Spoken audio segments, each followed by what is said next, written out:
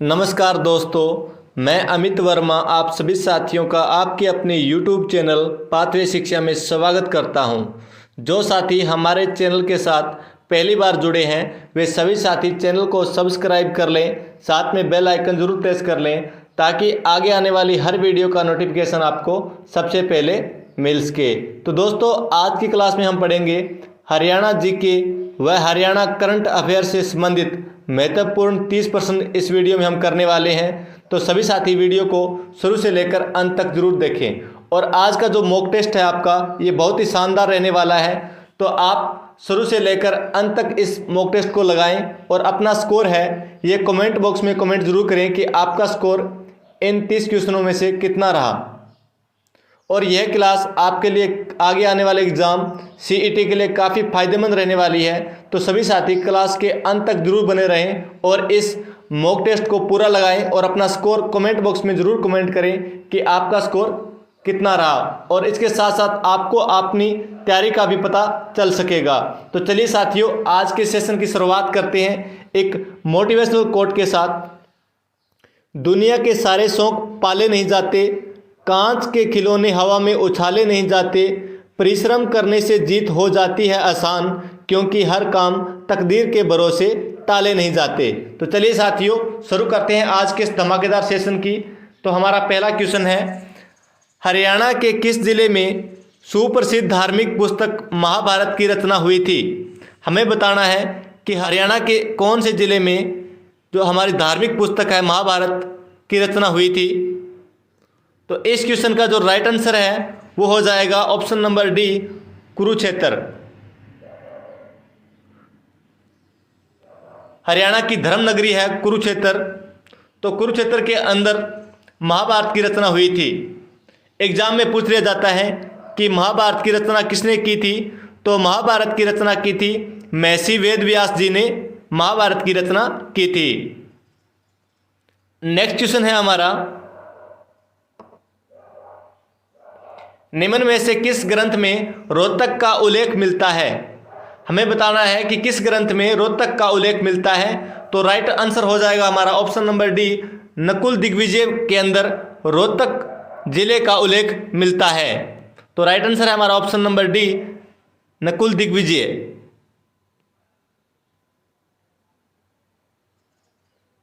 Next question है, हरियाणा में कौन सा शहर महाभारत के कर्ण से संबंधित है? यानी कर्ण नगरी कर्ण से संबंधित है। तो कर्ण से संबंधित है हमारा करनाल जिला। तो राइट आंसर हो जाएगा हमारा option number A, Karnal. Karnal को धान का कटोरा और हरियाणा के पेरिस के नाम से भी जाना जाता है। महाभारत काल के कर्ण से संबंधित है कौन सा शहर है? तो राइट आंसर है हमारा करनाल। नेक्स्ट क्वेश्चन है, किस स्थान से प्राप्त अभिलेखों में संगीत के 7 स्वरों का उल्लेख है? तो 7 स्वरों, संगीत के 7 स्वरों का जो उल्लेख है ये हमें कहाँ से मिला है? ये मिला है अग्रवा से। और अग्रवा आपका पड़ता है हिसार में। तो राइट आंसर हो जाएगा ऑप्शन नंबर सी, अग्रवा। और अग्रवा के जो महाराज थे महाराजा अग्रसेन, अग्रवा का जो नाम पड़ा था यह महाराजा अग्रसेन के नाम पर पड़ा था। और संगीत के 7 स्वर हैं, इनका उल्लेख मिलता है अग्रवा में। तो अग्रवा आपका पड़ेगा हिसार के अंदर। नेक्स्ट क्वेश्चन है, युद्ध काल में हरियाणा को किस नाम से जाना जाता था? तो युद्ध काल में हरियाणा को बहुधान्यक प्रदेश के नाम से जाना जाता था। तो राइट आंसर हो जाएगा हमारा ऑप्शन नंबर डी, बहुधान्यक। युद्ध काल में हरियाणा को बहुधान्यक के नाम से भी जाना जाता था। नेक्स्ट क्वेश्चन है हमारा, काले चमकीले चित्रित मृदभांड किस काल की संस्कृति दर्शाते हैं? तो इस क्वेश्चन का जो राइट आंसर है हमारा ऑप्शन नंबर ए हो जाएगा, वैदिक काल। वैदिक काल की जो संस्कृति है, काले चमकीले चित्रित मृदभांड किस काल की संस्कृति दर्शाते हैं? तो वैदिक काल की संस्कृति को दर्शाते हैं। तो राइट आंसर हो जाएगा हमारा ऑप्शन नंबर ए। निम्नलिखित जिलों में से किस में हड़प्पा सभ्यता राखीगढ़ी स्थल खोजा गया था? तो हड़प्पा स्थल राखीगढ़ी स्थल है, ये कहाँ पर खोजा गया था? तो ये खोजा गया था हिसार में। तो इस क्वेश्चन का जो राइट आंसर है हमारा ऑप्शन नंबर ए हो जाएगा, हिसार। मोहनजोदड़ो के पश्चात हड़प्पा सभ्यता का दूसरा बड़ा जो पुरातत्व स्थल है ये आपका राखीगढ़ी है, और इसका उत्खनन किया था डॉक्टर अमरेंद्र नाथ ने इसका उत्खनन किया था। 1997 में शुरू हुआ था और ये 2000 तक इसका काम चला था। निम्न में से कौन सा हड़प्पा सभ्यता स्थल फतेहाबाद हरियाणा में स्थित है? तो इस क्वेश्चन का जो राइट आंसर है हमारा हो जाएगा बनावली। बनावली जो स्थल है, हड़प्पा सभ्यता का जो स्थल है, ये फतेहाबाद में स्थित है। और ये बात की जाए, बनावली है, ये फतेहाबाद के अंदर गांव है बनावली। यह जिले का छोटा सा एक, फतेहाबाद जिले का एक छोटा सा गांव है। इसकी खुदाई 1973-1974 में शुरू कराई गई थी और इसकी खुदाई की थी, जो नेतृत्व किया था खुदाई का, RS विशिष्ट ने किया था। इनकी रेख देख में इनकी खुदाई हुई थी, RS विशिष्ट। नेक्स्ट क्वेश्चन है हमारा, हिसार व अगरवा के टीले से उत्खनन में किस प्रकार के सिक्के प्राप्त हुए हैं? हिसार व अगरवा के टीले से हमें किस प्रकार के सिक्के प्राप्त हुए हैं? तो राइट आंसर हो जाएगा हम ऑप्शन नंबर बी, पंचमार्क सिक्के। तो राइट आंसर है ऑप्शन नंबर बी, पंचमार्क सिक्के। एग्जाम में पूछ लिया जाता है कि इंडो ग्रीक के सिक्के हरियाणा के किस जिले से मिले हैं? तो ये मिले हैं खोखराकोट रोहतक से। खोखराकोट रोहतक से हमें इंडो ग्रीक सिक्के मिले हैं। नेक्स्ट क्वेश्चन है, हर्षवर्धन तथा पुलकेशियन के मध्य युद्ध का वर्णन किस अभिलेख से प्राप्त होता है?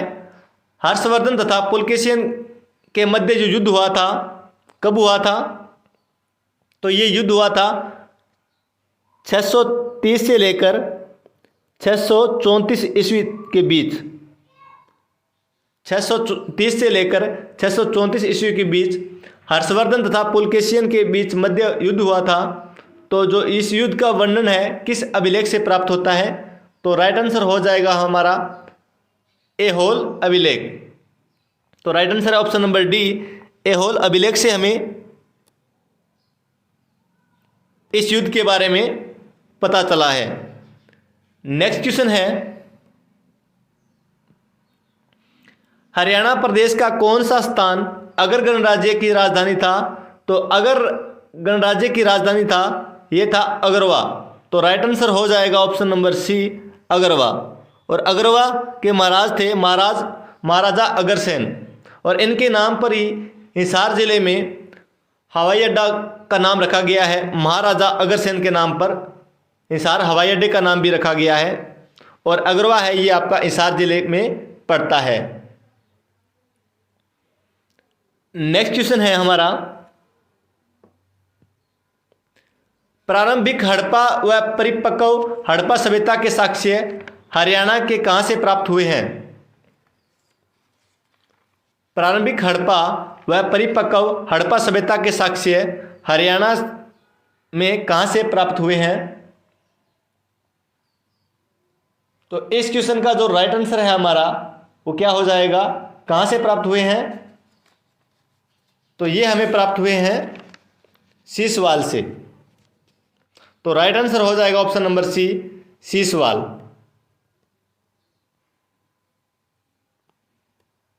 सीसवाल आपका कहां पड़ता है? हिसार जिले के अंदर।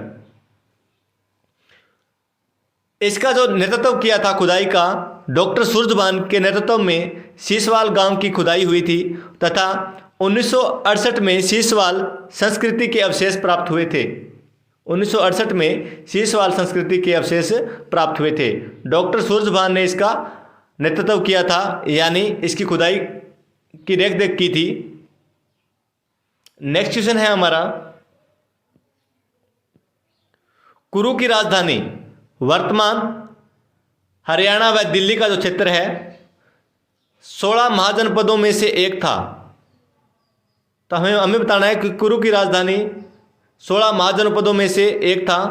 तो इस क्वेश्चन का जो राइट आंसर है हमारा ऑप्शन नंबर ए हो जाएगा, इंद्रप्रस्थ। इंद्रप्रस्थ। कुरु वंश की स्थापना राजा कुरु ने की थी और इस वंश की जो राजधानी थी इंद्रप्रस्थ थी। राजा कुरु ने पंचालों को परास्त करने के बाद सरस्वती क्षेत्र पर अधिकार कर लिया था और तथा इसे कुरु जंगल नाम दिया था। कुरु जंगल नाम दिया था। वर्तमान में जो कुरु जंगल है ये ही कुरुक्षेत्र है। कुरु जंगल का नाम ही वर्तमान में कुरुक्षेत्र है। ये भी आप यहां से याद रखेंगे। नेक्स्ट क्वेश्चन है हमारा, महाराज अग्रसेन का संबंध किस नगर से है? तो महाराज अग्रसेन का जो संबंध है अग्रवा क्षेत्र से है, यानी अग्रवा नगर से। तो राइट आंसर हमारा हो जाएगा ऑप्शन नंबर बी, अग्रवा। नेक्स्ट है, शक्तिशाली वर्धन वंश का उदय हरियाणा में कहां पर हुआ था? तो शक्तिशाली वर्धन वंश का जो उदय हुआ था हरियाणा में वो थानेसर में हुआ था। तो राइट आंसर हो जाएगा हमारा ऑप्शन नंबर ए, थानेसर, यानी थानेसर यानी स्थानेश्वर। पहले इस नाम को स्थानेश्वर कहा जाता था। तो आप थानेसर स्थानेश्वर दोनों याद रखेंगे। ये आपका कुरुक्षेत्र में पड़ते हैं। इनके अलावा बात की जाए, थानेसर के अंदर शेख चिली का मकबरा है जिसे हरियाणा का ताजमहल भी कहा जाता है। एग्जाम में पूछ लिया जाता है कि हरियाणा का ताजमहल किसे कहा जाता है? तो हरियाणा का ताजमहल कहा जाता है शेख चिली के मकबरे को, जो कि थानेसर कुरुक्षेत्र के अंदर स्थित है। नेक्स्ट क्वेश्चन है, प्रदेश का थानेसर नामक नगर किस प्रसिद्ध राजा की राजधानी था? तो यह था हर्षवर्धन की राजधानी। तो इस क्वेश्चन का जो राइट आंसर है हमारा, जो प्रदेश का थानेसर नामक नगर है यह किस प्रसिद्ध राजा की राजधानी था? तो यह था हर्षवर्धन की राजधानी। तो right answer option number B हो जाएगा, हर्षवर्धन। नेक्स्ट है, चीनी यात्री वेनसांग द्वारा लिखी पुस्तक में हरियाणा के निम्न किस नगर की गरिमा तथा शक्ति की चर्चा की गई है? चीनी यात्री था वेनसांग के द्वारा लिखी जो पुस्तक है हरियाणा के किस नगर की गरिमा और शक्ति की चर्चा की गई है? तो इस क्वेश्चन का जो राइट आंसर है हमारा वो हो जाएगा ऑप्शन नंबर ए, थानेसर। और थानेसर आपका कहाँ पड़ता है? कुरुक्षेत्र में। नेक्स्ट क्वेश्चन है, अल बरूनी की प्राचीन पुस्तक किताब उल हिंद में निम्न में से किस स्थान पर हिंदुओं का महत्वपूर्ण केंद्र बताया है? तो हिंदुओं का जो महत्वपूर्ण केंद्र बताया है ये बताया है किस स्थान को बताया है? थानेसर को। तो राइट आंसर हो जाएगा option number D, Thanesar. Thanesar आपका कुरुक्षेत्र में है। नेक्स्ट क्वेश्चन है, मध्यकालीन युग ने हरियाणा के किस स्थान पर मोहम्मद गौरी और पृथ्वीराज चौहान के मध्य 1191 और 1192 की युद्ध हुआ था? पृथ्वीराज चौहान और मोहम्मद गौरी के बीच में दो युद्ध हुए थे, एक 1191 और एक 1192 में, जिसे तराइन के युद्ध के नाम से भी जाना जाता है। और तराइन क्षेत्र है, तराइन या तरावड़ी, ये करनाल में पड़ता है।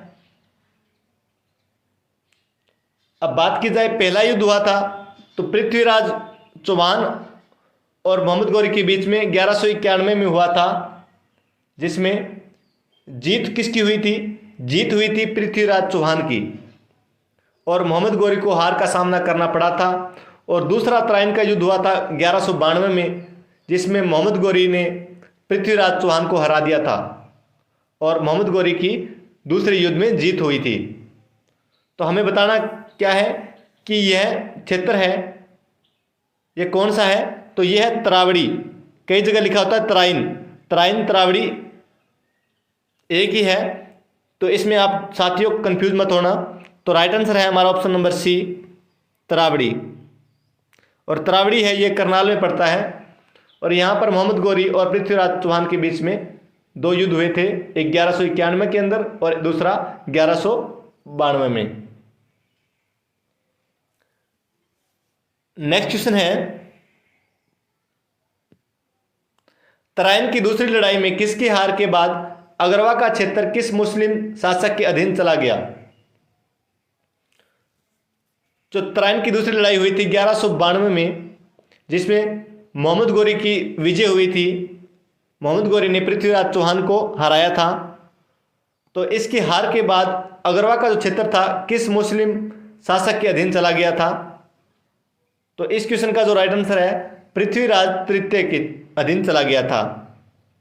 तो राइट आंसर हो जाएगा ऑप्शन नंबर सी, पृथ्वीराज तृतीय। नेक्स्ट क्वेश्चन है,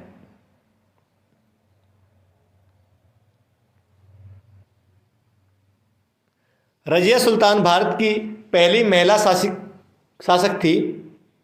रजिया सुल्तान थी, ये भारत की पहली महिला शासिका थी, जिन्होंने 1236 से लेकर 1240 तक शासन किया, और 13 नवंबर 1240 को उनकी हत्या कर दी गई थी। और जहाँ पर उनकी हत्या हुई थी, जहाँ पर उसका गुंबद है, वर्तमान में उस जिले का नाम बताइए कि उस जिले किस जिले में स्थित है? रजिया सुल्तान का जो गुंबद है वो वर्तमान में किस जिले में स्थित है? तो राइट आंसर हो जाएगा ऑप्शन नंबर ए, कैथल जिले में। हरियाणा की छोटी काशी के नाम से जाना जाता है कैथल जिले को। तो कैथल जिले में रजिया सुल्तान का मकबरा बोल दो चाहे गुंबद बोल दो, ये आपका कैथल जिले में स्थित है। नेक्स्ट क्वेश्चन है हमारा, सुल्तान बलबन ने हरियाणा के शक्तिशाली मेवों की शक्ति को नष्ट करने का प्रयास कब किया था?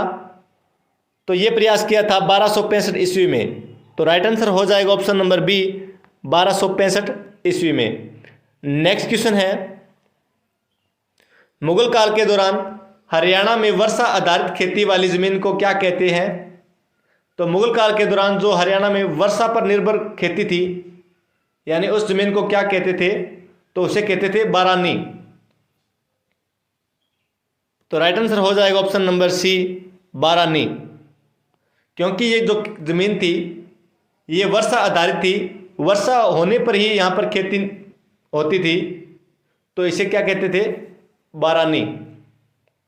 नेक्स्ट क्वेश्चन है, किस जिले में हरियाणा सरकार के द्वारा दूसरा खादी स्टोर खोला जाएगा? तो हरियाणा सरकार के द्वारा दूसरा खादी स्टोर है, ये फरीदाबाद जिले में खोला जाएगा। तो राइट आंसर है हमारा ऑप्शन नंबर बी, फरीदाबाद। बाबा फरीद की नगरी फरीदाबाद में हरियाणा सरकार के द्वारा दूसरा खादी स्टोर खोला जाएगा। पहले की बात की जाए तो पहला स्टोर खुला था पंचकुला के अंदर, और दूसरा फरीदाबाद में खोला जाएगा। इस क्वेश्चन का जो राइट आंसर है हमारा ऑप्शन नंबर बी हो जाएगा, फरीदाबाद। नेक्स्ट क्वेश्चन है, किस जिले में बेटियों के लिए निःशुल्क ड्राइविंग सेंटर की शुरुआत की गई है? तो चरखी दादरी के अंदर। जो हरियाणा का चरखी दादरी है 22वां जिला बना था, इस जिले में बेटियों के लिए निःशुल्क ड्राइविंग सेंटर की शुरुआत की गई है। तो right answer option number C हो जाएगा, चरखी दादरी। पुरातत्व थेड़ को खाली करवाने के लिए वहां पर रह रहे लोगों को 14 गांवों में पुनः स्थापित किया जाएगा।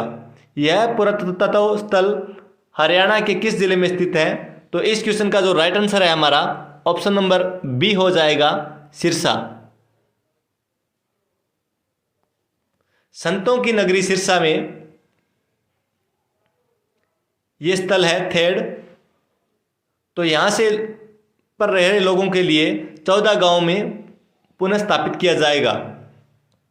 तो इस क्वेश्चन का जो राइट आंसर है हमारा ऑप्शन नंबर बी हो जाएगा, सिरसा। कमेंट बॉक्स में कमेंट जरूर करें कि तारा बाबा की कुटिया हरियाणा के किस जिले में स्थित है। नेक्स्ट क्वेश्चन है हमारा, हाल ही में टोहाना में स्थित बावड़ी चर्चा में आई है। इसका निर्माण किस शासक के द्वारा करवाया गया था? तो इस क्वेश्चन का जो राइट आंसर है हमारा ऑप्शन नंबर डी हो जाएगा, अनंगपाल। अनंगपाल के द्वारा टोहाना में स्थित बावड़ी का निर्माण करवाया गया था। नेक्स्ट क्वेश्चन है, स्वतंत्रता दिवस यानी 15 अगस्त 2021 पर हरियाणा के राज्यपाल बंडारू दत्तात्रेय हरियाणा के किस जिले में ध्वजारोहण किया? तो इस क्वेश्चन का जो राइट आंसर है हमारा ऑप्शन नंबर ए हो जाएगा, गुरुग्राम। कमेंट बॉक्स में कमेंट जरूर करें कि जो हरियाणा के राज्यपाल हैं बंडारू दत्तात्रेय, ये हरियाणा के किस क्रम के राज्यपाल हैं, यानी कौन से नंबर के राज्यपाल हैं। नेक्स्ट क्वेश्चन है, मुख्यमंत्री मनोहर लाल खट्टर के द्वारा झज्जर जिले के किस गांव में लाडो की बगिया ऑक्सीवन का शुभारंभ किया जाएगा? तो राइट आंसर हो जाएगा हमारा option number D, Khanpur Khurd. Right answer हो जाएगा option number D, Khanpur Khurd के अंदर हमारे माननीय मुख्यमंत्री मनोहर लाल जी खट्टर के द्वारा, ये खानपुर खुर्द है, ये झज्जर जिले में पड़ता है, तो यहाँ से लाडो की बगिया ऑक्सीवन का शुभारंभ किया जाएगा। नेक्स्ट क्वेश्चन है, और आज का इस मॉक टेस्ट का अंतिम क्वेश्चन, हरियाणा के किस जिले में स्थित उत्तर भारत के सबसे बड़े अशोककालीन स्तूप को पर्यटन स्थल के रूप में विकसित किया जाएगा? तो इस क्वेश्चन का जो राइट आंसर है हमारा ऑप्शन नंबर सी हो जाएगा, यमुनानगर। आंसर हो जाएगा यमुनानगर। और यमुनानगर को पेपर सिटी के नाम से भी जाना जाता है। एग्जाम में पूछ लिया जाता है कि हरियाणा की पेपर सिटी किसे कहा जाता है, तो हरियाणा की पेपर सिटी कहा जाता है यमुनानगर को। तो दोस्तों ये थे हमारे महत्वपूर्ण 30 क्वेश्चन। उम्मीद है आप सभी को आज का सेशन अच्छा लगा होगा। अगर साथियों आपको आज का सेशन अच्छा लगा हो तो वीडियो को ज़्यादा से ज़्यादा लाइक करें, शेयर करें और कमेंट ज़रूर करें आपके इस मॉक टेस्ट में कितना स्कोर रहा, ये आप कमेंट बॉक्स में कमेंट जरूर करें। अगर आपने इससे पहले जो मैंने 4 मॉक टेस्ट ऑलरेडी यूट्यूब पर डाल दिए हैं उनको नहीं देखा है, उनको नहीं पढ़ा है, तो आप इस वीडियो के डिस्क्रिप्शन में जाकर उन वीडियो को भी देख सकते हैं। मैं डिस्क्रिप्शन में इन वीडियो का लिंक दे दूंगा, तो आप सभी अपनी तैयारी को अच्छे से जान सकेंगे। तो आज के लिए साथियों इतना ही। बहुत जल्द मिलेंगे इसी प्रकार के एक अच्छे क्वेश्चन के साथ, अच्छे एक मॉक टेस्ट के साथ। तब तक जय हिंद, जय भारत, जय हरियाणा।